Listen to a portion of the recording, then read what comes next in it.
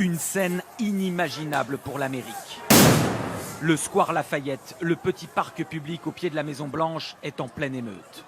Il est minuit la nuit dernière, en plein cœur de Washington DC, et malgré le couvre-feu en vigueur, les manifestants sont toujours là, scandant le nom de George Floyd, cet homme noir tué par la police de Minneapolis.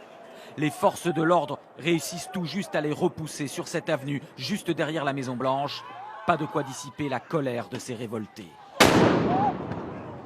Ce pays est un pays de merde. Il a toujours utilisé des esclaves pour les tuer ensuite ou les déposséder de leurs droits, les priver d'humanité. Il s'est construit pour donner des privilèges aux Blancs de manière systématique.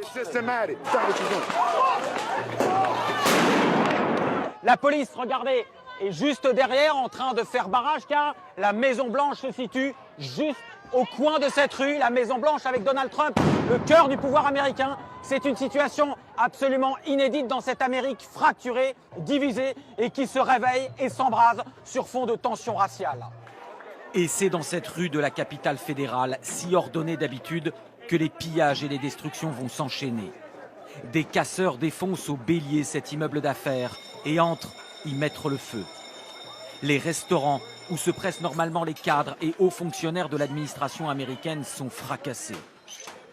À ce moment de la nuit, le dernier tweet de Donald Trump, qui est protégé à l'intérieur de la Maison-Blanche, se contente d'un « law and order », la loi et l'ordre en lettres capitales. Les manifestants lui ont laissé un autre message sur les façades de St. John, l'église des présidents en face de la Maison-Blanche, un « fuck Trump » qui se passe de traduction, du jamais vu sous les fenêtres du bureau ovale. Et dernière image de ces tensions qui souvent dégénèrent à Minneapolis. Un camion a voulu forcer le passage sur une autoroute fermée à la circulation. Il y avait beaucoup de manifestants. Le chauffeur a été sorti de sa cabine par la foule et placé en détention. J'ajoute que le policier directement impliqué dans la mort de George Floyd et suspendu depuis doit comparaître aujourd'hui devant un tribunal. On va retrouver notre correspondant à Washington, Loïc Delamornay. Loïc, on a vu votre reportage sur les violences quasiment aux portes de la Maison-Blanche. Est-ce que Donald Trump a l'intention de prendre la parole publiquement ? Ces événements peuvent-ils peser sur l'élection présidentielle dans 5 mois ? Alors non, Marie-Sophie, pour l'instant, Donald Trump n'a pas prévu de s'adresser à la nation. Peut-être changera-t-il d'avis en voyant, vous voyez, tous ces détritus sur les pelouses quasiment sous ses fenêtres. Alors oui, c'est la grande question. Est-ce que cela va bousculer la campagne présidentielle ?